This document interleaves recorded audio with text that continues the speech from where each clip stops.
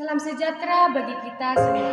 Video ini adalah tugas presentasi beberapa prinsip umum dalam menafsirkan Alkitab yang sudah kami pelajari pada mata kuliah Hermeneutik Perjanjian Baru. Bersama Bapak dosen pengampu, saya Dr. Baginda Sitompul MPDK. Untuk itu, saya Linca Hasibuan dengan NIM 2401014 Prodi Pendidikan Agama Kristen Mahasiswa IAKN Tarutung akan mempresentasikan prinsip hermeneutik Perjanjian Baru tersebut. Dalam menafsir hermeneutik Perjanjian Baru, ada beberapa prinsip. Yang pertama yaitu konteks. Konteks adalah hubungan yang menyatukan bagian Alkitab yang ingin ditafsir. Ada 4 jenis konteks. Prinsip yang pertama itu konteks. Contoh yang kedua dalam 1 Yohanes 14 ayat 13 sampai 14. Apa saja yang kamu minta dalam namaku, itu akan kubuat, supaya Bapa dipermuliakan di dalam Anak.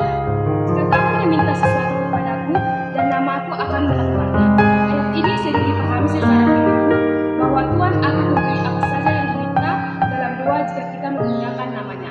Namun dalam konteks dekatnya, dalam Yohanes 14 ayat 15 sampai 17, ayat ini berbicara tentang doa yang sesuai dengan kehendak Tuhan dan dalam hubungan yang intim dengan Kristus.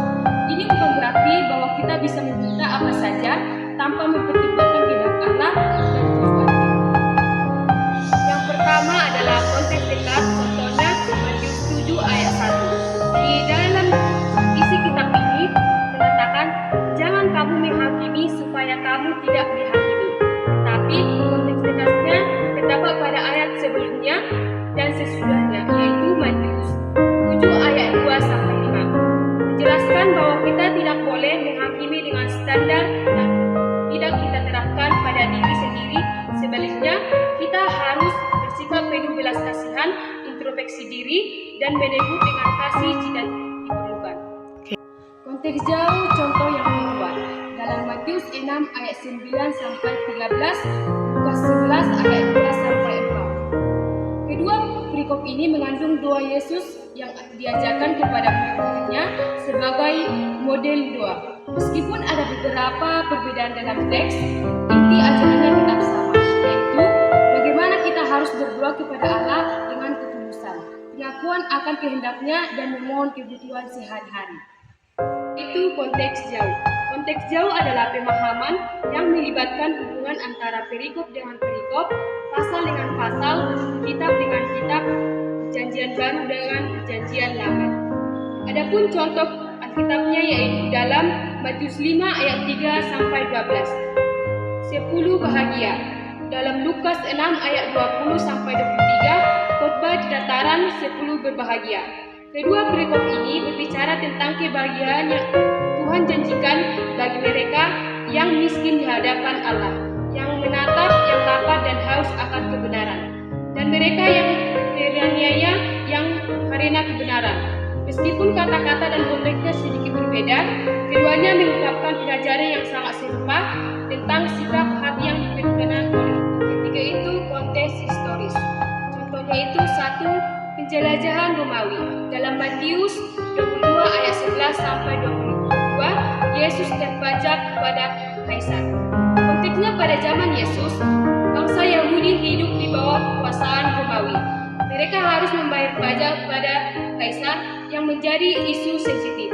Orang Farisi mencoba menjebak Yesus dengan pertanyaan tentang pajak, tetapi Yesus menunjukkan hikmat dengan mengatakan, berikanlah kepada Kaisar apa yang wajib kamu berikan kepada Kaisar, dan kepada Allah yang wajib kamu berikan kepada Allah.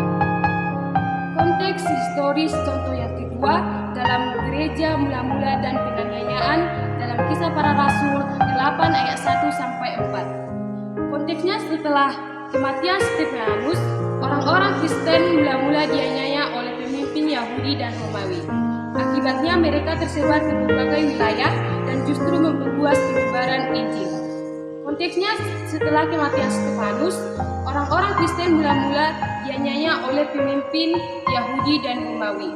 Akibatnya mereka tersebar dan berbagai wilayah dan justru memperluas penyebaran Injil.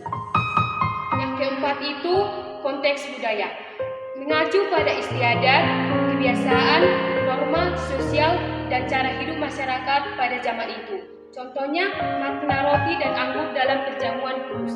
Dalam Lukas 22 ayat 19-20, Yesus menetapkan perjamuan kudus. Konteks budaya roti dan anggur adalah bagian utama dalam Paskah Yahudi yang mengingatkan mereka pada pembebasan dari Mesir.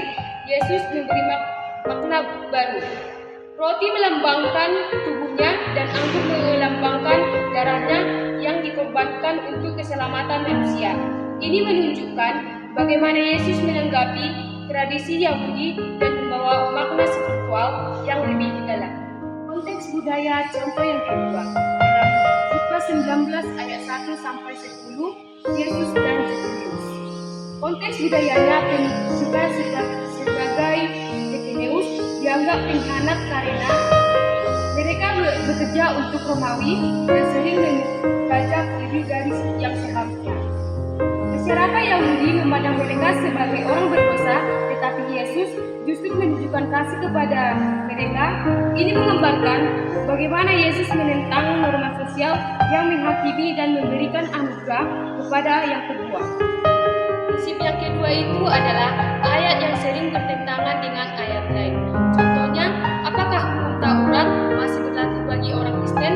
Dalam Matius 5 ayat 17. Janganlah kamu menyangka bahwa aku datang untuk menindakkan hukum Taurat atau kitab para nabi. Aku datang bukan untuk menindakkannya, melainkan untuk menggenapinya. Dalam Roma 6 ayat 14, sebab kamu tidak akan dikuasai oleh dosa, karena kamu tidak berada di bawah hukum Taurat, tetapi di bawah kasih karunia. Penjelasannya, Yesus mengatakan bahwa ia datang untuk menggenapi hukum Taurat, bukan membatalkannya. Paulus di sisi lain mengajarkan bahwa orang percaya tidak lagi berada di bawah hukum Taurat untuk keselamatan, tetapi di bawah kasih karunia. Artinya, hukum Taurat masih relevan sebagai standar moral, tetapi bukan syarat keselamatan. Prinsip yang kedua itu ayat yang sering sekali bertentangan dengan ayat lain. Contoh yang kedua dalam Efesus 2 ayat 8-9. Sebab karena kasih karunia kamu diselamatkan oleh iman, itu bukan hasil usahamu, tetapi pemberian Allah. Itu bukan hasil pekerjaanmu. Jangan ada orang yang menegakkan diri. Dalam Yakobus 2 ayat 24, jika kamu lihat bahwa manusia dibenarkan karena perbuatan-perbuatannya dan bukan hanya karena iman. Dari kedua teks ini, Paulus berbicara tentang awal keselamatan, yaitu hanya oleh iman dan anugerah Tuhan. Dalam Yakobus 2 ayat 24 berbicara tentang bukti iman setelah seseorang diselamatkan, yaitu perbuatan baik yang dicerminkan oleh iman yang sejati. Jadi, Yakobus tidak menyangkal keselamatan oleh iman, tetapi menegaskan bahwa iman sejati menghasilkan perbuatan-perbuatan yang baik. Tip yang ketiga, didaktif dan deskriptif. Didaktif berlaku kepada semua orang, contohnya Amsal 1 ayat 7. Takut akan Tuhan adalah penggunaan pengetahuan, tetapi orang bodoh menghina hikmat dan didikan. Maknanya mengajarkan bahwa kebijaksanaan sejati dimulai dengan sikap hormat dan takut akan Tuhan. Dalam deskriptif tidak berlaku kepada semua orang, contohnya Yohanes 21 ayat 9. Gambaran tentang kebersamaan murid dengan Yesus serta kebangkitannya. Ketika mereka di darat, mereka melihat api, arang, dan di atasnya ikan sama roti. Tip yang ketiga itu didaktif dan deskriptif. Didaktif berlaku kepada semua orang. Contoh yang kedua dalam Matius 7 ayat 1. Segala sesuatu yang kamu kehendaki supaya orang berbuat kepadamu, berbuatlah demikian juga kepada mereka. Maknanya dikenal sebagai hukum Emmaus. Ayat ini memberikan pengajaran moral tentang bagaimana kita harus memperlakukan orang lain. Itu deskriptif, tidak berlaku kepada semua orang. Contoh yang kedua itu dalam Wahyu 4 ayat 2-3. Gambaran tentang tahta Allah di surga. Segera aku dikuasai oleh Roh dan lihatlah sebuah tahta berdiri di surga, dan tahta itu duduk seseorang, dan dia yang duduk tahta itu nampaknya bagaikan permata yaspis dan permata sardius, dan suatu pelangi melingkupi tahta itu. sendiri yang berbicara. Contoh yang kedua dalam Matius 28 ayat 5 sampai 6. Akan tetapi malaikat-malaikat berbicara kepada perempuan-perempuan itu, "Janganlah kamu takut, sebab aku tahu kamu mencari Yesus yang disalibkan itu. Ia tidak akan ada di sini, sebab ia telah bangkit, sama seperti yang dikatakannya. Mari, lihatlah tempat dia berbaring." Keterangannya, malaikat memberitahukan kepada wanita-wanita yang datang ke makam Allah bahwa Yesus telah mati dari kematian, menggenapi janji-janjinya. Malaikat ini berperan sebagai pembawa kabar sukacita tentang kebangkitan Yesus.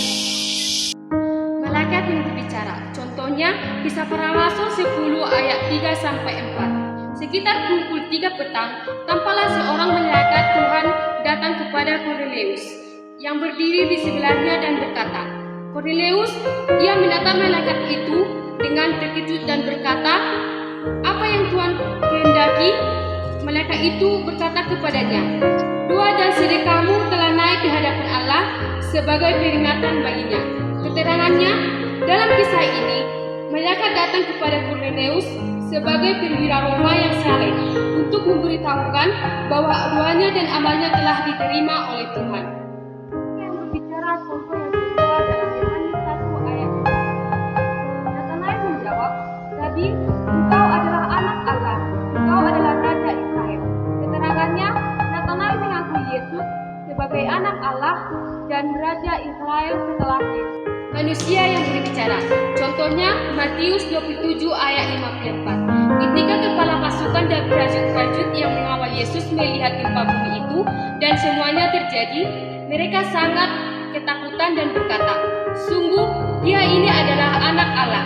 Keterangannya, kepala pasukan mengakui Yesus sebagai anak Allah setelah melihat peristiwa alam yang luar biasa saat kematiannya, mengetahui hal-hal yang hanya bisa diketahui oleh Natanael. Yang berbicara contoh yang kedua dalam Yohanes 1 ayat 4. Natanael menjawab, "Rabi, engkau adalah anak Allah, engkau adalah Raja Israel." Keterangannya, Natanael mengakui Yesus sebagai anak Allah dan Raja Israel setelah Yesus. Setan atau iblis yang berbicara, contohnya Lukas 22 ayat 31 sampai 32. "Simon, Simon, lihat, iblis telah menuntut untuk menumpai kami supaya gandum, tetapi aku telah berdoa untuk engkau supaya imanmu tidak gugur." Setan atau iblis yang berbicara. Contoh yang kedua dalam Markus 5 ayat 7. Lalu ia berteriak dengan suara keras, "Apa urusanmu dengan kami, hai Yesus, Anak Allah yang Maha Tinggi? Sumpah demi Allah, jangan siksa kami." Keterangannya, dalam pertemuan antara Yesus dan seorang yang kerasukan roh jahat atau di daerah Godara, roh jahat yang dirasuki orang itu mengenali Yesus sebagai anak Allah yang Maha Tinggi. Setan berbicara melalui orang itu, takut akan kuasa Yesus dan memohon supaya Yesus tidak menyiksa mereka sebelum waktunya. Ini menunjukkan pengakuan roh jahat terhadap kuasa ilahi yang ada pada Yesus.